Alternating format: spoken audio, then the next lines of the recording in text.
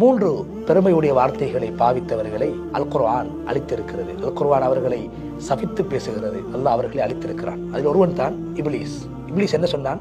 நான் என்று சொன்னான். எப்படி? அன கைரும் மின், ஆதமை விட நான் சிறந்தவன், நான் நான் நான் என்று தன்னைத்தான் உயர்த்தினான், மற்றவர்களை தாழ்த்தினான். இது பெருமையின் அடையாளம். பெருமையின் அடையாளம் என்ன? உண்மையை மறுப்பது, தன்னை பரிசுத்தம் என்று கருதுவது, மற்றவர்களை தாழ்த்துவது, மற்றவர்களை அற்பமாக ஏளனமாக பார்ப்பது, மற்றவர்களை இழிவுபடுத்துவது, இதெல்லாம் பெருமையுடைய அடையாளங்கள். நான் என்று சொன்ன இப்லீஸையும் அல்லாஹ் அழித்தான், சபித்தான். எனவே நான் என்ற வார்த்தையை அல்லாஹ் வெறுக்கின்றான். நான் என்ற வார்த்தையை அல்லாஹ் வெறுக்கின்றான். அதனால் தான் குர்ஆனில் பல இடங்களிலே உலகத்தையும் வானங்களையும் பூமிகளையும் கடல்களையும் நதிகளையும் மரங்களையும் செடிகளையும் படைத்த அல்லாஹ் பல இடங்களில் என்ன சொல்கிறான்?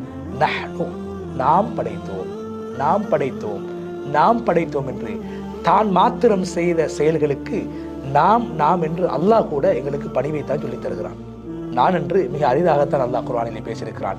நாம் என்று மிக அதிகமாக வலகத் ஹலக்னா ஸமாவாத், நாம் தான் வானங்களை படைத்தோம், நான் என்று அல்லாஹ் சொல்லவில்லை. வலகத் ஹலக்னாக்கும், நாம் தான் உங்களை படைத்தோம், நான் என்று அல்லாஹ் சொல்லவில்லை. ரஸக்னாக்கும், நாம் தான் உங்களுக்கு உணவளித்துக் கொண்டிருக்கிறோம், நான் என்று அல்லாஹ் சொல்லவில்லை. நான் என்பதை அல்லாஹ் வெறுக்குகின்றான். நான் என்று சொன்ன இப்லீஸ் வெறுக்கப்பட்டான், சபிக்கப்பட்டான். இரண்டாவது, என்னிடம் என்னிடம் என்னிடம், இந்தி இந்தி இந்தி, என்னிடம் என்னிடம் என்னிடம் என்னிடம் வர வேண்டும், என்னிடம் பேச வேண்டும், என்னிடத்திலே தான் வர வேண்டும், என்னிடத்தில் தான் சொல்ல வேண்டும். இதுவும் ஒரு பெருமையுடைய அடையாளம். காரூன் மிகப்பெரிய செல்வந்தன், மூசா அலைஹிஸ்ஸலாத்துடைய காலத்திலே வாழ்ந்த மிகப்பெரிய செல்வந்தன். என்ன சொன்னான்? கால இன்னமா ஊதீதுஹு அலா இல்மின் இந்தி, என்னிடத்தில் இருக்கின்ற அறிவு, என்னிடத்தில் இருக்கின்ற ஆளுமை, என்னிடத்தில் இருக்கின்ற அனுபவம், இதன் மூலமாகத்தான் இந்த உலகத்தை நான் சம்பாதித்திருக்கிறேன், இந்த கஜானாக்களை நான் சம்பாதித்திருக்கின்றேன், இந்த தங்கங்களை நான் சம்பாதித்திருக்கின்றேன், இந்த வைரங்களை நான் சேர்த்து வைத்திருக்கின்றேன், காணி பூமிகளை சேகரித்து வைத்திருக்கின்றேன். இந்த வளங்கள் எல்லாம் எனக்கு கிடைத்தது என்னிடம் இருக்கின்ற அறிவு. அலா இல்மின் இந்தி, என்னிடம் என்னிடம் என்னிடம் என்று சொன்னான். அல்லாஹ் என்ன சொல்கிறான்? ஃபகஸஃப்னா பிஹி வ பிதாரிஹில் அர்த், அவனையும் அவனுடைய அவன் வாழ்ந்த வீடையும் சேர்த்து, சொத்து செல்வங்களையும் சேர்த்து பூமியிலே நாங்கள் சுழிவாங்கி கொண்டிருக்கின்றோம். அப்படி விழுங்கி விட்டது பூமி என்று அல்லாஹ் தஆலா அல் குர்ஆனிலே குறிப்பிடுகிறார். அதே நேரத்திலே எனக்கு எனக்கு என்று சொல்வதையும் அல்லாஹ் விரும்புவது கிடையாது. ஏன்? ஃபிரௌன் எனக்கு எனக்கு என்று சொன்னான்.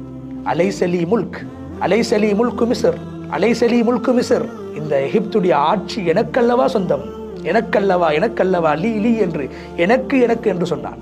எப்படி இப்லீஸ் நான் நான் என்று சொன்னதை போல, காரூன் என்னிடம் என்னிடம் என்று சொன்னதை போல, எனக்கு எனக்கு என்று சொன்ன ஃபிரௌனையும் அல்லாஹ் வஹாதிஹில் அன்ஹாரு தஜ்ரி மின் தஹ்தி, இந்த நதிகள் அனைத்தும் என்னுடைய கட்டுப்பாட்டிலே இருக்கின்றது, எனக்கு என்னுடைய காலுக்கு கீழால் ஓடிக்கொண்டிருக்கிறது என்று சொன்னான் அல்லாஹ். அதே நதியின் மூலமாக, அதே நீரின் மூலமாக, எந்த நீர்வளம் எனக்கு சொந்தமானது என்று பேசினானோ, எந்த நைல் நதி எனக்கு சொந்தம் என்று பேசினானோ, எந்த நீர் எனக்கு சொந்தம் என்று பேசினானோ, என்னுடைய கட்டுப்பாடு என்று சொன்னானோ, அதே நீரின் மூலம் அல்லாஹ் ஃபிரௌனை அழித்தான். குர்ஆன் அதை பேசிக் கொண்டிருக்கிறது.